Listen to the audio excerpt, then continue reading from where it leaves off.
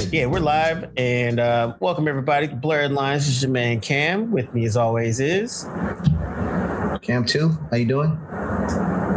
as well as Professor D, or for today, the Professor of Ice and Fire. and Josh is probably pulling up at the rear right about now. Look at that, on There time. he is. Freshly minted Knicks fan with his hat in his frame and the shirt. We want you all to know that he's a Knicks fan, and we're happy for the New York Knicks. They brought home the gold, took home the gold. That is accurate. I'm unabashedly wanting everyone to know. So yeah, full squad's here, and we wanted to hop on. This is gonna be our first live show. Hey everybody, how's it going?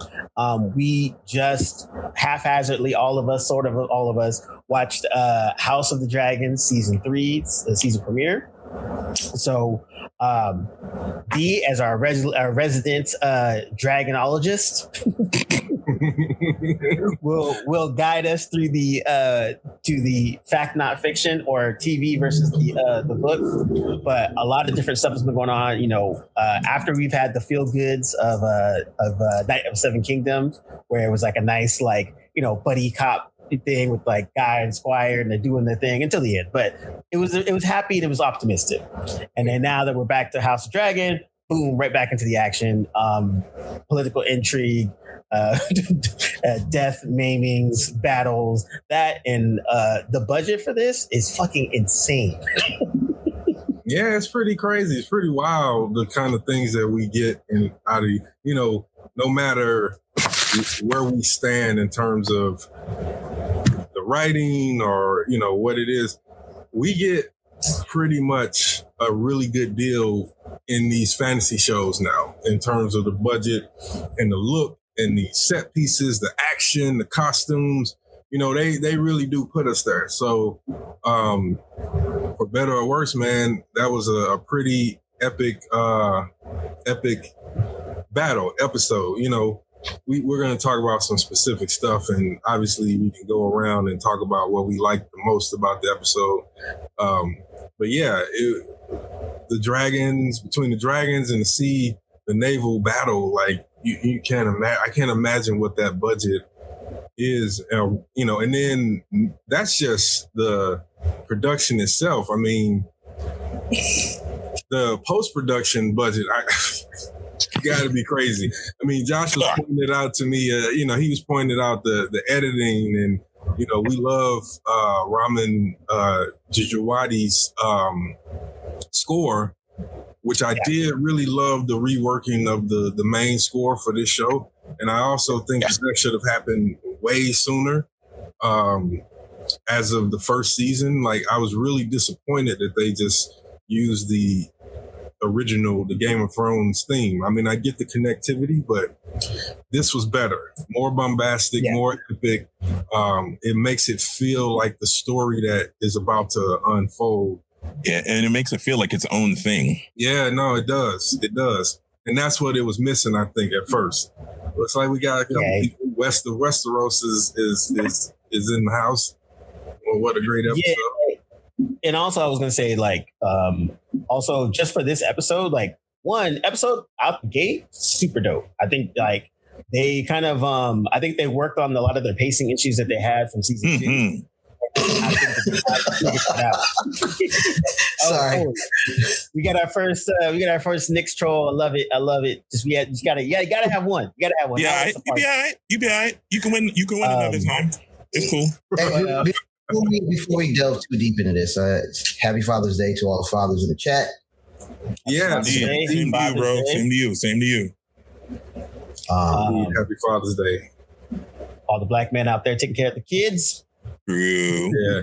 And you know what? Not to deviate too far, but on that topic, we got a good scene between Lord Corlys and Alan. Yeah. So, a good father landed perfect for Father's Day. Mm-hmm. Yeah. So I just had to point that out. Like, that was a pretty good landing that whether it was accidental or on purpose, it was a really well placed scene of him talking to his son and knowing and owning up to the mistakes he's made or he did make about not giving them a name and having them kind of live in the shadow of his wealth. I thought that was a pretty good scene. Definitely good scene. Yeah, I mean, the whole show could be called House of Daddy Issues because everyone has a for some reason. Isn't it fitting it came out on Father's Day? For real. but yeah, to your point about the pacing, like the editing is just on 200,000, man. Like just the way that the sequences sort of just fell together, and you know the different things that were going on sort of crashed together with Sheep Stealer being out of control, and then Jace, and just the whole thing just sort of collided in a perfectly chaotic kind of way. And the audio was something's different. Something is different about that audio because I noticed that too. Yeah, the mix on that show tonight is different from the first 2 seasons of this show. I guarantee you. Well, that'd be interesting to look. Did we not complain about the audio in the previous season? We did. Yes, we did. This was a vast improvement. Someone's listening. It was. I'll be looking that up. I will absolutely be looking that up. When we're done. I looked at it. I watched it through my 5.1 Sony surround sound. So before it used to be that you had to, Josh, tell them about it. Before you used to have to crank HBO Max shows all up to the max. Oh yeah, it was ridiculous in terms of how bad the audio was. But recently, and probably because of changes behind the scene, but recently they have definitely improved in a lot of departments with the movies. And now here they were ready for, because I think I noticed it was good for a Night of the Seven Kingdoms. And then like now here, it's really good where it needs to be because there's a lot of great audio and mixing that needs to that obviously needed to happen to bring these scenes to life. Yeah, definitely. And I think the other thing I was going to say was the like you said, the crunchiness of like all the dragons anytime they were on screen, if they were hitting the ground, if they were eating a sheep, or they were all of that stuff made it added to it because it made it more like menacing. And going back to what I said about the budget, like the amount of dragons they showed in this episode, I was like, yo, slow down, you're gonna waste your budget for the rest of the episodes. Who do we have? Also, I was just gonna ask, who did we have in this episode? We had Moon Dancer, Vermax, Sheep Stealer, yeah. We saw Silverwing resting, not really doing anything. I think we saw Sea Smoke flying, but we didn't see Vermithor, which makes sense because Vermithor is Vagar scale, right? So yeah, I think those were the ones. Oh, and Caraxes. And Caraxes, of course. My boy Caraxes. I love Caraxes, man. I love how he was on the battlefield. His energy always matches Damon's, and they do a really good job of just showing Caraxes on the battlefield. And Damon has him in total control. He's not burning their soldiers wildly. He's like waiting for he walks up when Damon is about to charge the Winter Wolves before he finds out who they are. So yeah, good stuff. Yeah, I love that he everybody got to attention, and so did Caraxes. So he was like, some happening. We about to get it down. What's going on? Yeah, he's in tune with Damon. But I have a question for you, Cam. What did you think of the visuals as far as the dragons were concerned for this episode versus the complaints that we had previously in terms of the look of the dragons? Me? Other Cam. Oh no! I actually thought it was really dope. I think they made a good concerted effort to make the dragons look different and make sure that they stand out. So now you can before, I would say in the season 1 and 2, it was kind of like they kind of just all melded together. You only saw a couple here and there, but I think at the end I was like, they actually gave Vagar was a good example where you had the skin was kind of all a little bit of burnt off a little bit, and then you saw. On I'm gonna messed up. Moon, what's the moon something? Moon Dancer. No, Moon Sheep Stealer. I think you're thinking about Sheep Stealer.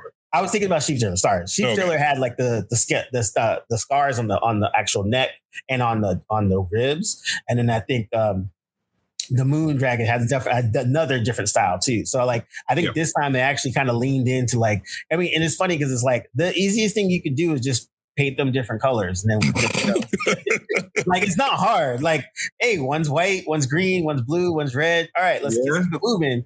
But like the first 2 seasons, they just didn't do, for some strange reason, they didn't lean into that. Where now, like, because we have multiple dragon riders, they actually lean in a little bit more. So now you can see some very distinctive differences between the dragons.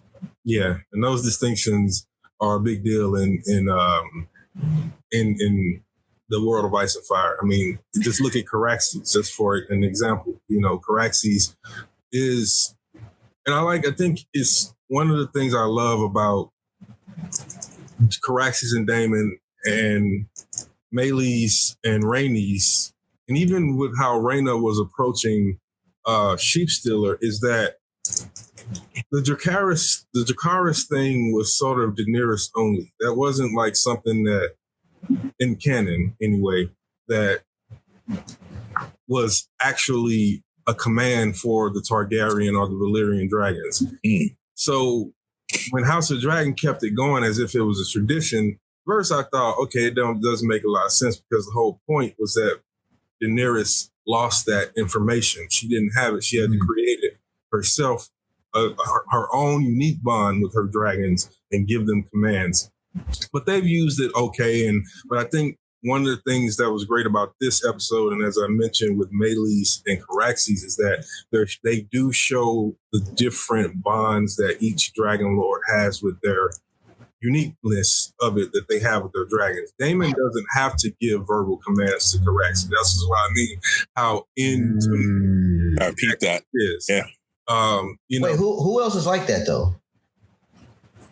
So in this series, I would probably say you see it with Rhaenyra and Syrax. You hardly ever see her give. Only time we saw her give Syrax a verbal command was when in the very first episode, when she utters Dracarys for her to burn for her mother's funeral pyro. But otherwise, she doesn't really give Syrax any verbal commands. Rhaenys had, other Valyrian words, but it's kind of implied that she also is in tune with yeah. See, it seemed like she was more talking to her dragon as opposed to like issuing commands, turn left, go right, rain fire, that kind of thing. Wait, Rhaenys dragon is what? Meleys? Meleys, yeah. Meleys, yeah. Yeah. This is like when she pulls her her strap. Meleys, when she pulls the reins, that's the command. She knows what that means because they have been through this time and time again. And that's the same thing with Daemon. He doesn't need to give Caraxes any verbal commands. But we saw with Rhaenyra and Sheepstealer, her singing in High Valyrian, which is a kind of new thing that they just introduced into the semi-canon. I'll refer to the show canon as the semi-canon. So they just introduced that into the semi-canon, and that's a significant big deal because it is something that's being pulled directly from the canon, from the world of Ice and Fire. Yeah, definitely. And I think it was one of those things where, going back to how the pacing was, in the first previous seasons, we would have got this battle at the last 2 minutes. Where this would have came in. It would have been the last quarter of the. It would have been the last quarter of the show.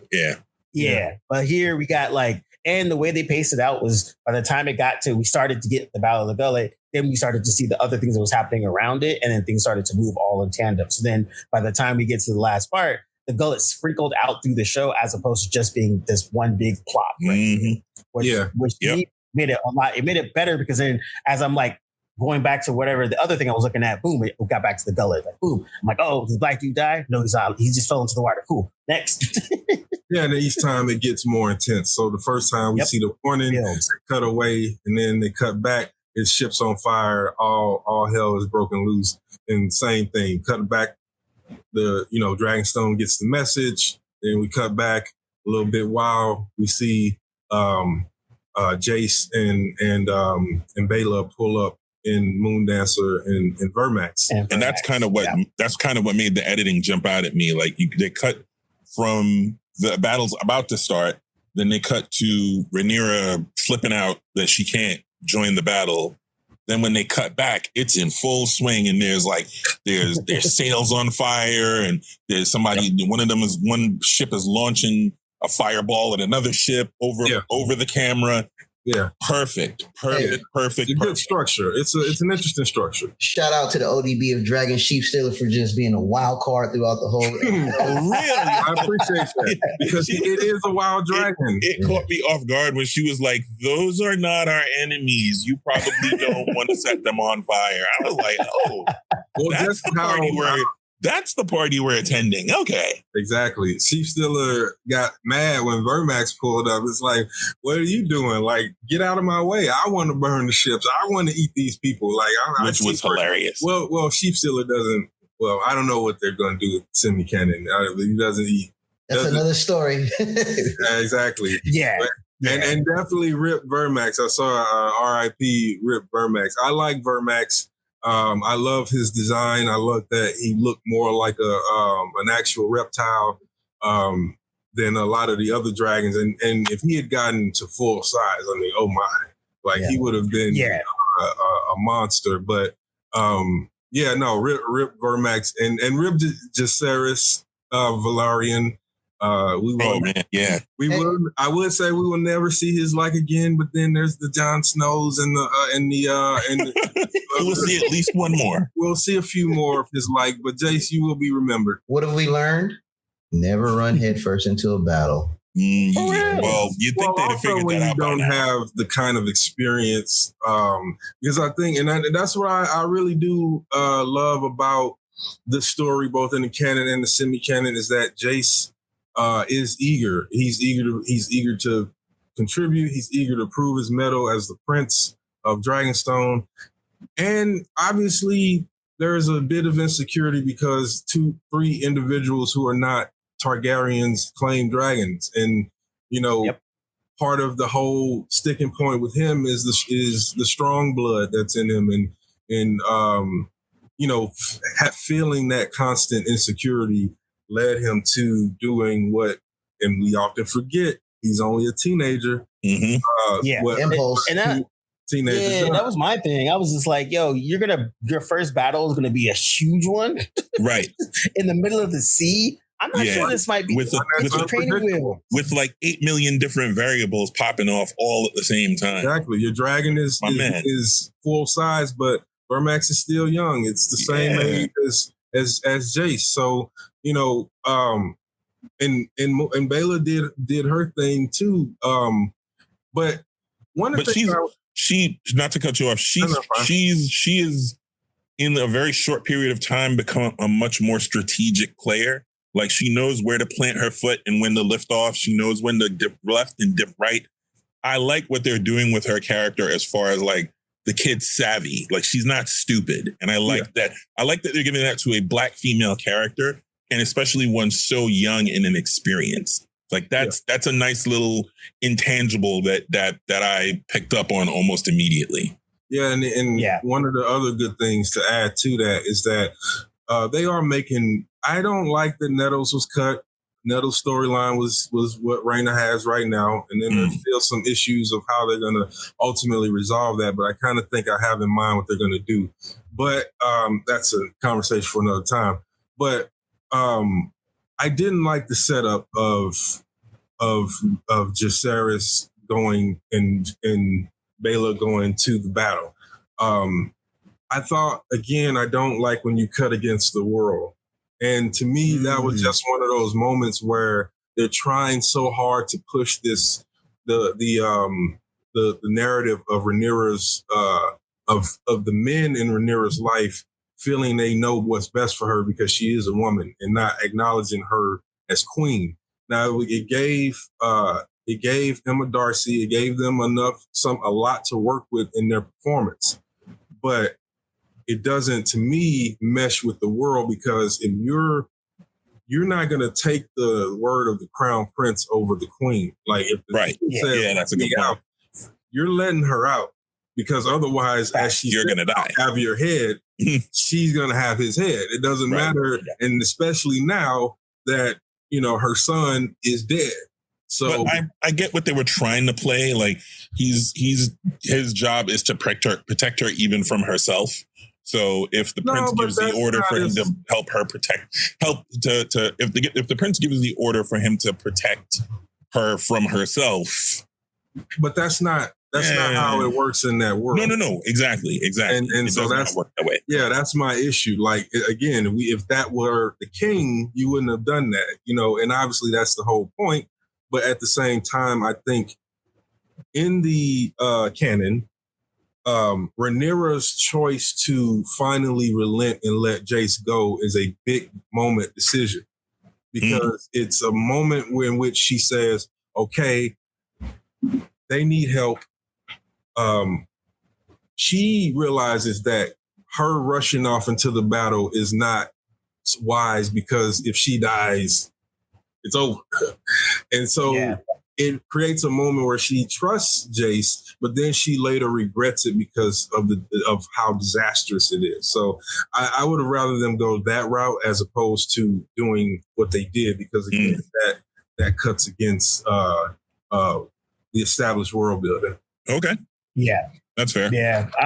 I was going to say, who else? Was there any other demises besides young Mr. Jace? You mean besides the people on boats? I mean, most of the triarchy. Lore and Corlys disappeared into the ocean. We don't know if Corlys is dead or alive based on right. We don't know if he's dead or alive. Lord Jason Lannister was beheaded. Shout out to that moment was very much probably a shout out to the Stark Lannister rivalry of Game of Thrones, right? With a Northman delivering the Lord of Lannister's head to the Dragon Prince and Daemon. But yeah, I think we got the Lannister twins because Tylan went overboard. Lord threw him overboard. Yep. Yeah. So those two are gone. And Jace. And what other victims did we have? This Vermax, the entire triarchy. Oh, Vermax, right? Vermax. Yeah. R.I.P. to Vermax. Vermax was the only dragon casualty. Shout out to the chat for pointing that out. Yes. Yep. Thank you, chat. Keeping us honest. True. But I think that's about it. I think our man Kristen Cole out here, king of the hand of the king. See my face. That man is doing not well mentally. He should just fall on the sword right now. I mean, geez, man. Bro, when he popped up on the screen, I was like, is something gonna happen? Josh is counting down to the moment in which Kristen Cole meets his demise. Because what they're somewhere in the Riverlands, and I think what they're waiting for Aemon, Aemon and Vagar to return. They're waiting on word from Aemon, right? Yeah, so setting that up, just to orient the chat to where everybody at. They watched. If you watched, you noticed that the Greens have an army in the Riverlands, and also so the high towers are posting up in and around the Riverlands and the Reach, and the other army, I believe, is also moving through the Riverlands. So Daemon just joined the River Lords with the Winter Wolves of House Stark, and not just House Stark. There's House Stark, the Northmen. Yeah, the Northmen. So Roddy the Ruin, the one that said we're here to die for the Dragon Queen. He's the Lord of Baraton. And they have a whole line of history that dates back to the first man and the first kings and all that stuff. So they're a pretty ancient first man house, and so they brought a bunch of houses, men from different northern houses to fight for Rhaenyra. Yeah, shout out to Gabe Itch. He's basically saying it's kind of the same thing, where it's like he kind of made the choice knowing like, she's the queen. She go out there and dies, it's all over. Jason running out there and kind of dying, even though she already lost another son. So what is that? 2 sons down? Yep. 1, 2. Yeah. But it's starting to get a little old that she's willing to rush out into the wild, knowing that if she dies, the whole thing is done, and all of these people have sacrificed for nothing. So at some point, she's got to kind of relax and be like, all right, man, y'all go ahead and pick and choose her spots where it might be wise for her to sort of get out into the wild and mix it up and lead the troops. But every time something pops off, she's ready to go, and it can't happen. Yeah, I think obviously, and Gabe had a good point about, and it's sort of what you said, Josh, that maybe he just knew that his life was forfeit anyway. So his last act was that he was just going to go ahead and protect the queen from herself. Mm-hmm. And that is making sense of that scene while trying to maintain the world building mechanics. But the world of Ice and Fire is an active character. And that's why when those little bit of moments like that happen, it feels like it lessens the world, because again, maybe he would do that. Maybe.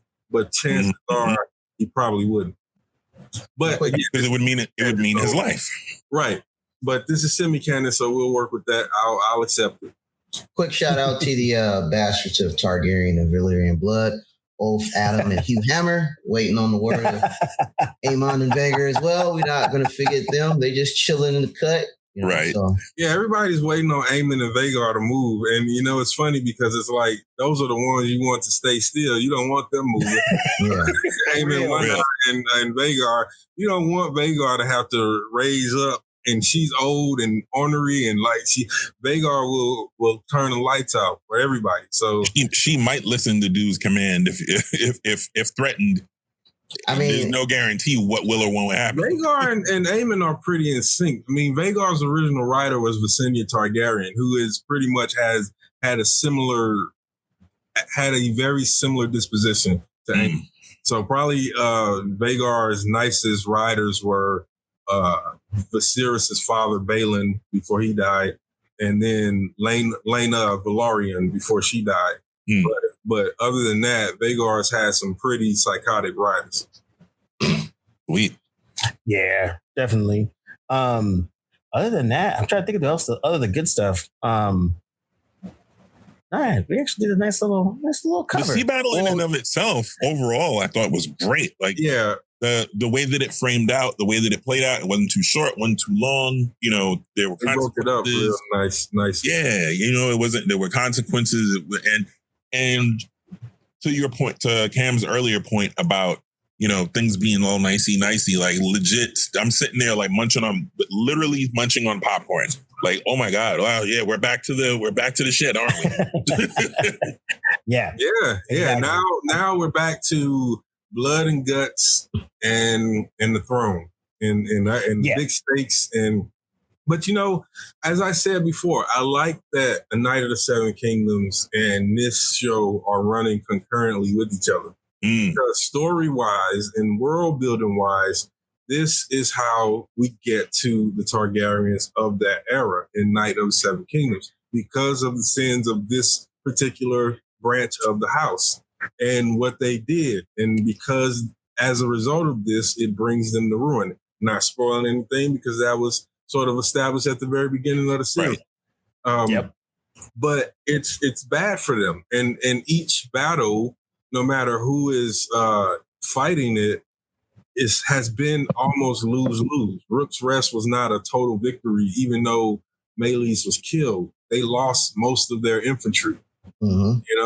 They had to re-up the amount of soldiers that they had to battle and to bring to the battle in the first place. So right, same with Pellet. Yeah. So every one of these fights, every one of these battles is a cost for both sides. And I think this episode we saw more wins for the blacks, and it seems like the greens are on the ropes. And so that will be the interesting thing of seeing how they sort of bounce back in this civil war that's going on. Yeah. The other thing I was going to say was all of the machinations that Alicent was doing She ain't working, girl. Well, I give her credit, man. She pivots real easy because she got Aemon out of King's Landing by just appealing to, she listened to Helena, and I think that was a great moment. I like that Helena humanized Aemon because she said the quiet part out loud, which is Aemon hasn't felt actual fear since he claimed Vhagar. And now he feels existential fear. He believes and knows that there's a possibility that Rhaenyra and her dragons and her dragon riders can kill him. That fear really, we saw it in his eyes when he chased after Silverring, and then he realized that, oh man, what's that waiting on? What is that waiting on me? Is that over yonder? Armathor and Cyrex and Silverring and Sea Smoke is waiting in the wings somewhere. And I'm saying Vhagar's big, but Daemon had it right at the very beginning of season 2. If they take her together, they can take her down. And Aemon realized that, which is why he quickly turned around and ran. And apparently has been hiding all this time, for lack of a better term. I mean, he's also doing a smart play. Yeah. Let him come to him. We also have to remember that not a lot of time has passed. Remember that these 2 episodes were supposed to be at the end of season 2. And so technically what we're seeing is a few days after what we last saw, right? So Alicent is just 3 years later. Yeah. Like Alicent's just making it back from Dragonstone. Rhaenyra's just telling the rest of them that Alicent was there. Nobody asked, well, why didn't you put her in chains and lock her up and try to leverage her as a prisoner? But we'll let that one go. But yeah, we're seeing the residuals of what should have been the last season, and even with the 3 dragon riders waiting. So location wise, that was a very interesting thing. I didn't see it going where it went, which is we get another sighting of a green man. And I thought, hey, they're doing what I kind of thought they might, which is further developing the green men lore that exists within A Song of Ice and Fire. Game of Thrones kind of really just ignored it. But it's a big deal. And so that location where they are is I don't know if they are right now, if they were on the Isle of Faces. It seems to me that they were near it, but not on it, because the Isle of Faces, it because it will have lots and lots of weirwood trees. And you saw a very exterior shot of it last season, where you saw the weirwood tree. The significance of the Green Man sighting here has to do with Adam of Hull, and in the canon what is surrounded by him. But I'm not going to talk about that until we get past a certain point. But I just wanted to bring it up that we got 2 Green Men sightings, and both of them in the canon were connected to the 2 characters we sight them around, which is we see them around, which is first Daemon, and then again now in this episode Adam, and also Ulf encountering their magic was and it freaked him out. Which I'm gone. The canon story there is that the Green Men on the Isle of Faces have warded the whole island. So anytime anybody tries to go to that island, they're met with like strange things, like what we saw with the goat. Or most of the time storms of ravens, huge murders of ravens attacking them, storms, unnatural storms. So they basically are sorcerers that live on that island. So they're welcoming the tourists. Good. Okay. Yeah. And so, yeah, they love the tourists. They love all of Westeros to come to visit to see the regular faces. Since we're on the mysticism of House of the Dragon, can you briefly touch on Helena and her ability with kind of reference to the Dreamers? Yeah. So So Helena is what's known as a dragon dreamer in the canon. We have seen a few of these in the semi-canon. Daenerys was a dragon dreamer, but the thing about Daenerys is they didn't go all the way with her dragon dream, so you forget it really quickly. But it is Daenerys' dragon dreams that allows her to wake the dragon, that gives her the magical formula and tools to wake the dragon in the book. She kept dreaming about it. But we also saw Darren the Drunkard in the Night of Seven Kingdoms. He was a dragon dreamer. Daemon is never described as a dragon dreamer, but and I don't think he is even still. I think that was sort of just like a special thing. That was a werewolf vision. Yeah. Like, exactly. So that's a different thing entirely. But yeah, the whole thing with the dragon dreamer, and obviously the most famous dragon dreamer in the whole world is Daenerys, the dreamer, the one who dreamed that the doom of Valyria, and allow the Targaryens to escape just in time. Aegon the Conqueror has been confirmed in semi-canon as a dragon dreamer with the whole Song of Ice and Fire thing. But I would pretty much say that that's probably canon that George Martin just intends to reveal in a different way, because all of it still aligns. Aegon didn't conquer the Seven Kingdoms in the manner that a person might conquer for glory, power, and riches. He let all of the kingdoms keep their lifestyles, their cultures. He adapted their religion. He did everything to keep them together.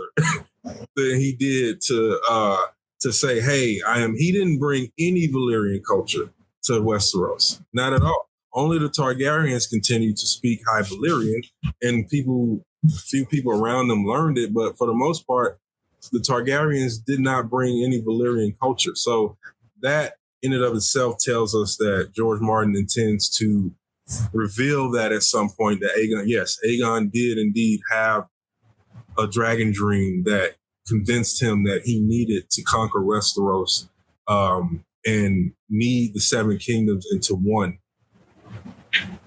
See, that's dope. What do you want to see? I would say the last thing I was going to say is, what do you want to see going forward? Because we got about 7 more episodes, and I think they're doing 8 this one. I think they did 10 the first one, 8 the second, and 8 the third. So where do you guys want this to go? And in terms of like the pacing and stuff. I think the first thing I want to see, and I haven't mentioned this before, but it just popped into my head. I need Christian Cole to die. I need him to die.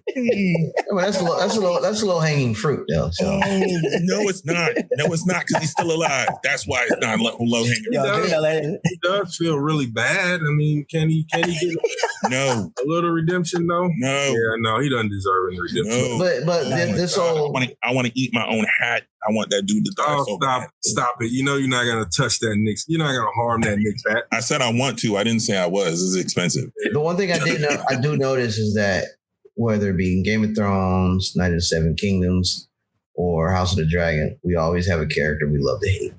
So true. Oh, well, that's the longer they hang around, the juicier it is. Yeah. That's what George Martin does the best. He creates these characters that they themselves are human in that they don't believe that they are wrong about the things that they do. They make choices, and then we get to judge them, but that doesn't mean that they're judging themselves that way, or the people around them are judging them. I feel like Christian Cole fits that mold the best. But Cole looks like he's actually kind of doing the opposite. Like he realized that he's done wrong and that there's no redemption for him. He's like borderline suicidal. Like the next time he goes into battle, he might like throw himself into something that'll get him killed. Like he's not right. It's hard to know. We don't get his point of view that often, and I think it's hard to know I think that is a part of it, but it's also what he saw. He saw the sheer terror of dragon power, which was a great scene. Yes, the traumas of war in season 2, the PTSD. He saw something that after this conflict ends, that nobody will see for another a couple hundred years. And to witness that, I think I don't know if it's that he is regretting the things he's done as much as he doesn't see himself living beyond this. And even if he does, what does he have to live for? He's a knight of the Kingsguard. He's not supposed to be in any relationship with his queen. And already her brother knows. So he already believes that even if they win the war, somehow or other, he's going to be executed. Aemon seems to be aware of it, and you can kind of divine that maybe he sent Cole out there to die in the first place, just because of his influence in that violation of the sanctity of that institution, of those orders. So it's it's getting to the point where every moment past this period is going to be one of devastation. It's not going to be a nice time. I think Jacaerys's death is kind of, if you could put a visual on how things might go, like I think Jacaerys's death is probably, with the dragon sinking to the water and him being a lone Targaryen, surrounded by enemies, and then picked off to be just like anybody else. He died just like any other soldier, with arrows and sinking to the bottom of the ocean. Yeah, he died just like any other soldier, but he just has a name. Right. He just has a name, and he'll be remembered because he has a name. So, Jacaerys Velarion's physical body is gone, but the history books will write about Jacaerys Velaryon as long as there's a Targaryen still in power, and they happen to stay in power for another 140 odd years. Right. Yeah. I did notice that they tried to humanize Ulf the White a little bit more, but they did revert to showing that, he's got a little human story, but he's still a piece of crap. Well, I mean, piece of crap that just happens to have a dragon now. Those three that I mentioned, the bastards of Valyrian and Targaryen blood, they're not in this fight for the kindness in their heart. And it'd be interesting to see if there's going to be some big implications as the season continues based on why they're there and their ultimate motives. Who knows right now? Well, I would say Ulf's motives are clear. And he made that clear in that scene. He wants a castle. He wants to be able to perch his dragon on a castle, and he wants that kind of power and influence, that he is not making it it is not in shadows what he wants. And then you got Hugh the Hammer.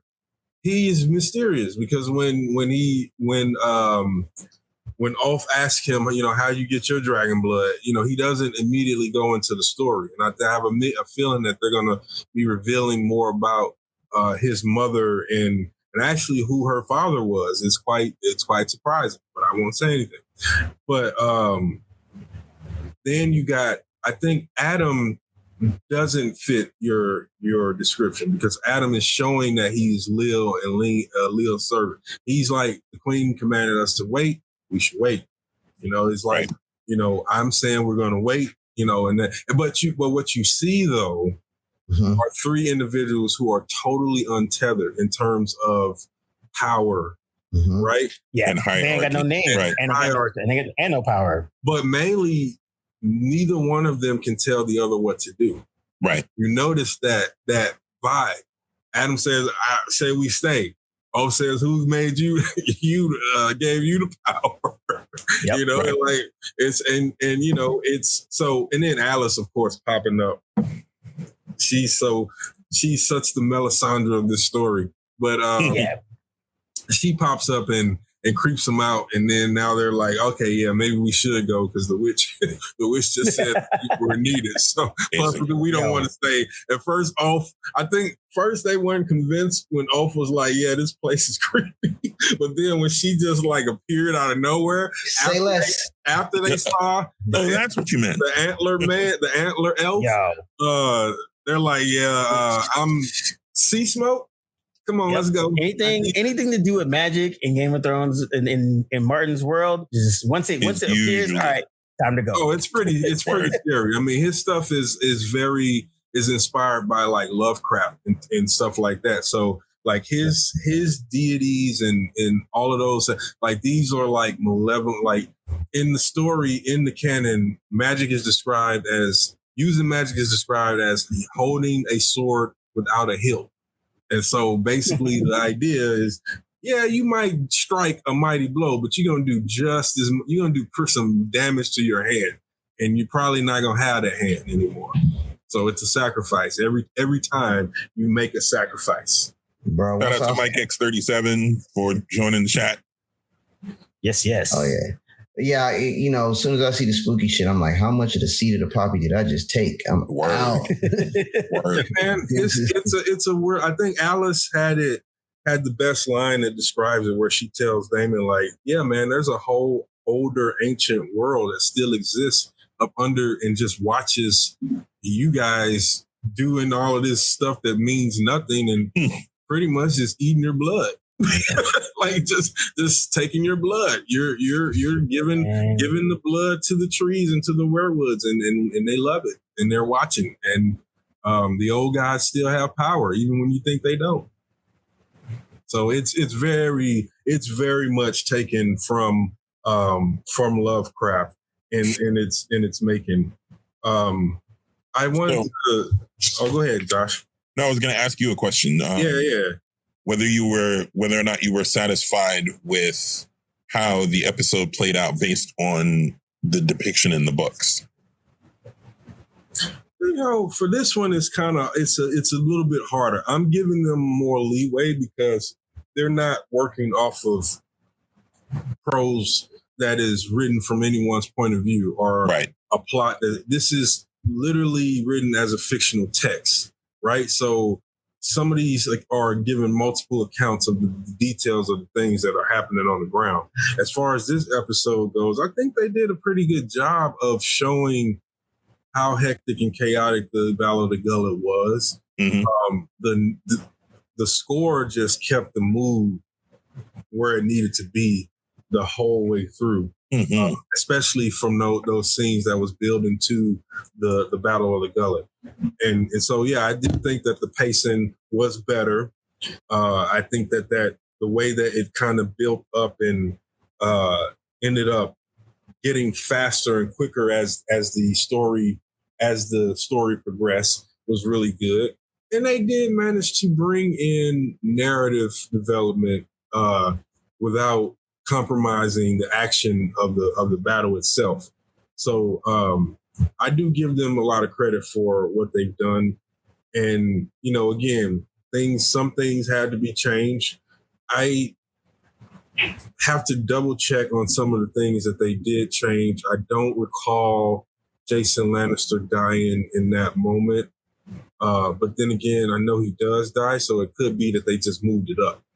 So, and that makes sense. Again, if you're doing it for this medium versus the way it's written in Fire and Blood. So yeah, I was pretty satisfied with what I saw. I don't know how to feel about the Rhaenyra thing. So I'm just like kind of holding reserve for that. That was happening a little fast for me, but I think it felt fast because of it was supposed to be last season, and like now it's this season. So it just felt weird. But I do like that it wasn't just like she got on Sheep Stealer and she was able to go and be the conquering hero. Like she got there and she arguably made it worse. Made it worse. Yeah. At the very least, you could argue that she's the reason Vermax and Jacaerys ultimately are that they're distracted. That's how I felt. Yeah, for Vermax to get hit and then brought down, and obviously Jace, once the Traki saw him in the water, that was it. Better him than my girl Bayla. Bayla is my girl. Yeah, no, Bayla. Moon Dancer's too fast for those fools. Mike X37 is asking, what was the antler elf? That was the Green Man, Mike X37, a Green Man. And I'll repeat what I said. So the Green Man in George Martin's world is basically like a type of elf. They are connected deeply with the werewood magic, the children of the forest, the old gods, the Starks, and a lot of the houses from the Reach and in the north, they all supposedly descend from a very famous green man named Garth the Green, who apparently built a werewood throne in the Reach. A lot of the Reach and Riverlands and northern houses have green man iconography, which shows the reverence that the first men had for them. But eventually they retreated into the area where they are now in the Riverlands, which is the Isle of Faces, as the children of the forest retreated to the deep woods of the north and the lands of always winter. But they held a lot of sway over the early first men houses. And it wasn't until the Andals invaded that they pretty much started to lose, and that influence waxed and waned. But they were pretty much like the High Kings. And so Bran's storyline in the Song of Ice and Fire is eventually going to intersect with the Green Man. But that hasn't just happened yet in the books. But that is likely what is getting ready to happen, since he is a Green Seer and being trained to be a Green Seer. So he's likely going to be the next Green Seer king. And that's what the show was referencing. But of course, they cut all the magic parts out. So Bran is likely not going to sit the Iron Throne. He's not going to rule the Seven Kingdoms from the Red Keep. This is in the book, you remember, obviously. Yeah, in the book. King Bran will be more a Green Seer king who sits in the werewood throne, and these other kings go to for wisdom and knowledge. That makes sense. And that's how it was before the Andals and before the Long Night. The first men who came over, they basically saw the power that these green men and the children had, and they started to interbreed with them. And what do we get after that? Skin changes. So that's how we get the Starks, who were able to warg their minds into direwolves, because they interbred with the children and the green men. Nice. Dude, Martin's crazy. Yeah, that's insane. His magic is very, very marginal, and it's very so. And so the implication that by the time we get to Song of Ice and Fire is that all this magical knowledge has been lost, and what we see is a degraded form. The Ravens were said, the Maesters of the Citadel, once upon a time, just like the Starks and the First Men, could talk to ravens. They learned the raven speech.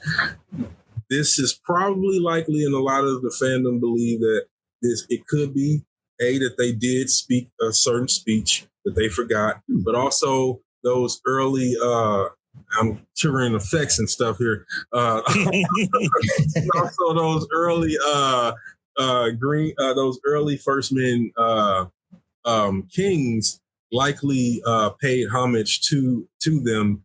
Oh, no, excuse me. The early maesters likely could warg into the ravens and so they were speaking through the ravens because they were warging into the first maester is said to have been a guy who started the Citadel. He was hunchback, and he was like the half child of one of the Lord of the High Tower, and a woman, I believe it's Rowan of Raventree. I got to double check it, but she's heavily implied to have been a child of the forest. And then there you go. You get the first hybrid, who is a hunchback. And so he's dedicated to the knowledge and of both the world and the magic and maintaining that. And he could warg into the raven. So all I have to say, that's his lineage of magic. And all of these things that we see are degraded forms. Even Daenerys' connection to the dragons is a degraded form of where it was.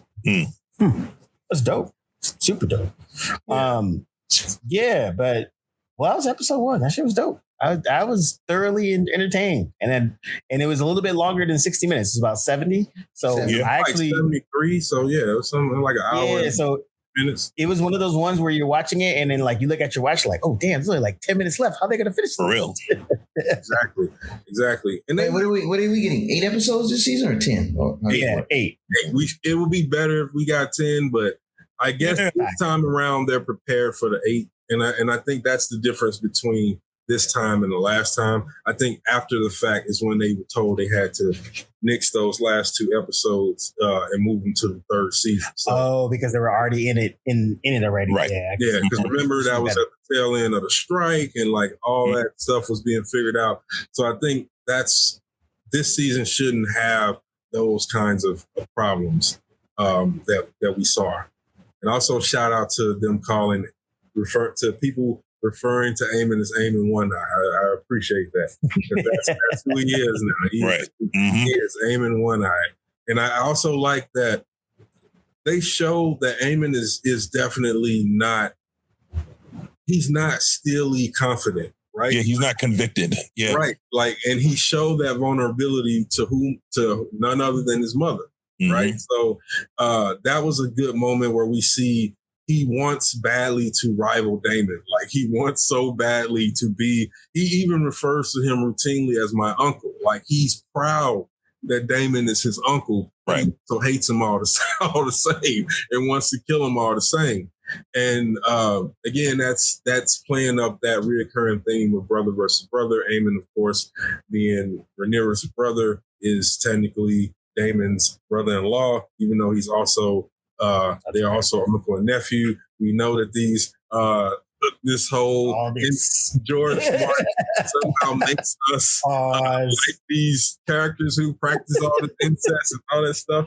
And so that bottom line is they are playing brother versus brother, which is again parallels throughout his mythology and is meant to give you clues as to what may have happened in some of his ancient worlds because of those parallels. So this is, I love that rivalry in the books, and I'm liking it even more now. And you even to the fact that Daemon is totally not thinking about Aemon at all, other than the fact that he rides Vhagar. Daemon does not care about out of sight, out of mind. He doesn't think of him as only thing he thinks of Aemon as the main threat of that they'll have to deal with eventually. But other than that, but as far as immediacy is concerned, he's just like, right, so I need to kill that guy over there. Yeah, Daemon is like thinking right now only about how to secure the throne for Rhaenyra. That's it. And if Aemon comes across him, if he cross paths with Aemon, he gotta go. Then then he thinks about him. But I just like it because it says so much. It speaks so much to Daemon's character. This is how even he just doesn't care about much in the world and other than the things that are like right in front of him. And even though he has a threat of, you would think he'd be looking to the skies for Vhagar, he's completely unafraid. He's completely unafraid of Aemon and Vhagar. And dial it back to a basketball reference. Daemon is like, I'm in your head. He is. He's in his nephew's head. Ever since that moment where they were having the dinner and Aemon and Jason, the kid, and they got into it, and Daemon is like, hang on, stepson / what are you else? Nephew. / cousin. Like, hang on, nephew. Hang on there, stepson, nephew. Let me talk to brother nephew over here. Bro, brother nephew. The amount of incest and craziness going on. It's like Happy Father, Uncle's Brother's Day. I don't know what. Oh man. Oh, if you just went around that table and tried to connect all of who's related to who, which way, and how many different ways. Yo, we need that meme from Always Sunny in Philadelphia. Oh yes, dude has to connect dots. Yes, that's basically family tree. Sylvia meme. We definitely perfect. The perfect meme. You got it, Cam. The perfect meme for describing the Targaryen house tree. But what's from a behind the scenes perspective, look at what happens when people just kind of get their shit together. Because I feel like a lot of the infighting between Martin and Sapochnik, sort of, you could kind of feel it in some of the herky jerkiness of the last season. The first season was okay, but that second season, Definitely singing. Connell. So Poshnick left, Poshnick and you have to wonder why if he left because of those reasons. But probably did. He left after the first season. Yeah, but it seems like they ironed everything out just in time to sort of make to make at least this episode come out the way it came out. Like it felt right. It felt in tone with what we saw in the first season, and more so than the second. If this had been the finale of the last season, this would have been okay. Nobody would have said anything. With what we saw. The fact that everything in the last season after Rook's Rest was just exposition, exposition, and then ending on a similar way of season one, where all the armies are come together, and or at least we know that everybody's about to converge in one spot. Oh, they're not in one spot, but yes, the war is about to happen. We did not see. They cheated us in one of the battles, the Burning Mill battle. We don't see that. We just see them argue and then dead bodies. And so now this is a good tone to start. But I think if that had happened the last season, it would have vindicated. And someone brought up, I think it was a Slash Film article I was reading where they said that most likely House of the Dragon will be a great binge rewatch in terms of not having that time in between. The 3-year gap. Yeah, but to go from each story beat uninterrupted, it'll probably be better. Obviously, it'll still have some flaws, but this was a good start. But I think, no, I agree with that. I think on rewatch they'll probably rewatch better because then that way you can kind of get to the flow of it. Where I think Game of Thrones in its heyday, its peak, like every episode, every week was must see TV. Like you'd have to sit and make sure you watch it because at the end of the episode you like, damn, okay, what's happening next? Where this one is like 5. Up to season 5. But like for this one you could miss a couple episodes and catch back up and be like, oh, okay, that was cool. And like group watch, because that's why I watched it. I watched it in groups of 3s, and it felt better to watch it like that as opposed to waiting every week. Where now with this episode, this felt like, oh, okay, maybe I need to check in what happens next because it like I said, the pacing was better, the tension was there. So now I really want to know what's going to happen next. Where last season, I was like, I could do every 2-3 and just catch up to the end. And to D'Angelo's point, the way this episode ended felt like it could have been a season finale instead of a season opener. With that last shot panning out away from the battle and looking at all the wreckage of all the ships and basically just seeing what's left of the Sea Snake's fleet and basically the decimation of the pirate fleet. And that I feel like that almost like they framed out exactly how last season was supposed to end, and they just didn't change anything. Yeah, I was gonna say, quick response to that. Yeah. Starting this season like that is not a bad thing. No. It isn't. But I think there is some things that, because this is the tail end of the stakes that had not been resolved. Exactly. And so and then also clearly we're still in the point where they hadn't cast Darian yet, because we see Tessarion saddle, but there's no Darian. Like, where is Prince Darian Targaryen? Oh, and by the way, who is Prince Darian Targaryen? If you might ask, that is Alicent and Viserys' final son that they have been mentioning from the first season.